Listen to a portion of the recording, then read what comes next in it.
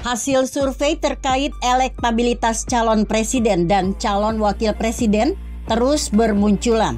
Sejauh ini ada 3 nama capres yang kerap kali muncul dan mendominasi hasil survei, yaitu Menteri Pertahanan yang juga Ketua Umum Partai Gerindra Prabowo Subianto, Gubernur Jawa Tengah yang juga kader PDIP Ganjar Pranowo, dan mantan Gubernur DKI Jakarta Anies Baswedan.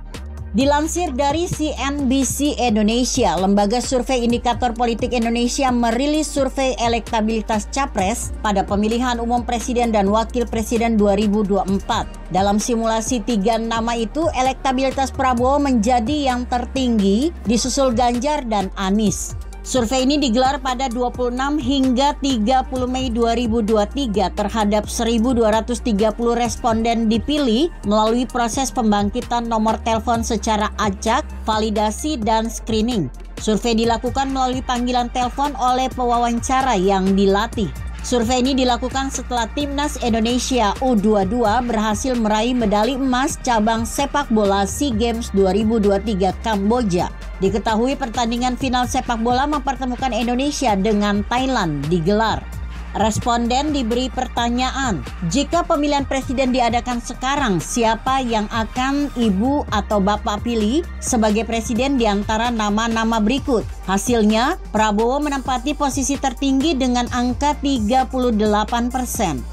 Jadi trennya tidak berubah. Mas Anies tren penurunannya belum berhenti sejak awal 2023. Sementara Pak Prabowo keunggulannya sedikit lebih tinggi tetapi masih kisaran margin of error dengan Ganjar Pranowo.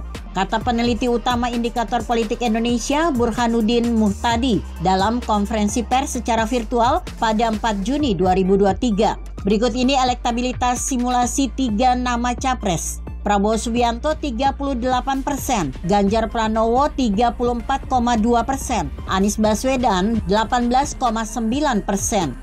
Kemudian survei indikator menyodorkan simulasi 3 nama semi terbuka dengan mengganti Anies menjadi Ketua Umum Partai Golkar, Airlangga Hartarto. Hasilnya Prabowo tetap unggul 47,6% dan Airlangga berada di urutan ketiga dengan presentasi 3,5%. Berikut ini elektabilitas simulasinya. Prabowo Subianto 47,6%, Ganjar Pranowo 36,1%, Airlangga Hartarto 3,5%. Lembaga Survei Indikator Politik Indonesia juga merilis head-to-head para capres di 2024. Hasilnya, Capres Ganjar Pranowo menang melawan Capres Anies Baswedan, tapi kalah melawan Capres Prabowo Subianto.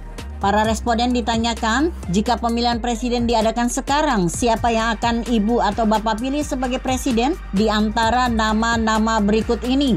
Hasilnya, Prabowo unggul melawan Ganjar dan Anies Baswedan.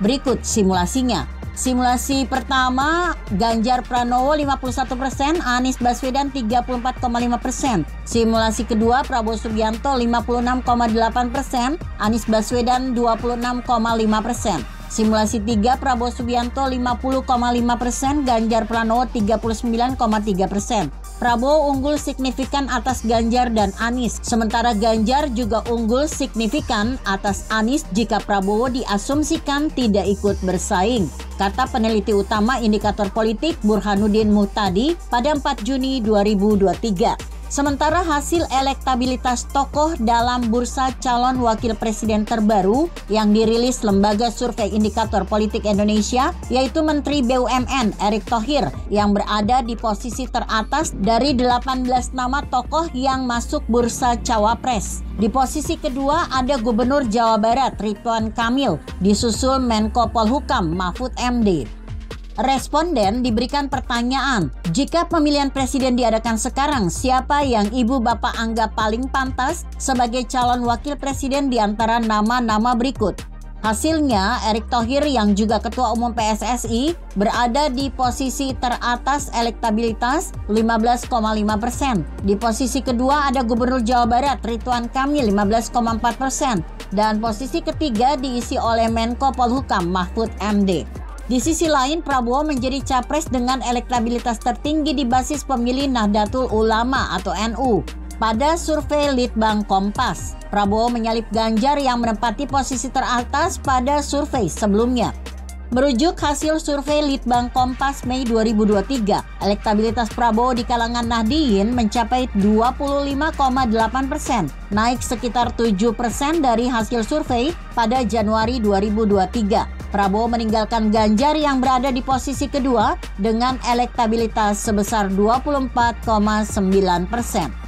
Ganjar yang sebelumnya di survei Januari 2023 berada di posisi paling atas, menurun di survei Mei 2023 ini dengan 24,7%, turun 3% dari survei Januari 2023, tulis hasil riset Litbang Kompas.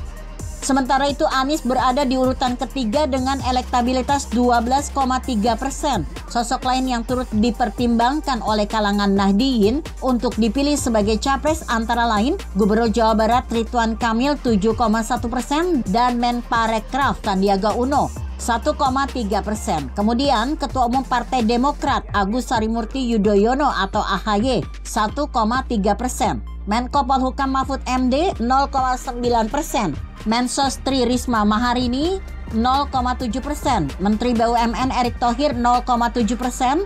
Dan mantan Panglima TNI Andika Perkasa 0,5%.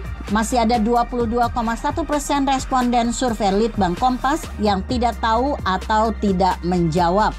Dari data ini bisa ditarik benang merah bahwa aspirasi politik warga NU relatif menyebar ke banyak partai politik dan calon presiden. Artinya secara umum postur pemilih di Indonesia akan lebih banyak dicerminkan oleh bagaimana aspirasi politik dari warga Nahdliyin. Untuk diketahui, survei ini dilakukan melalui wawancara tatap muka pada 29 April hingga 10 Mei 2023.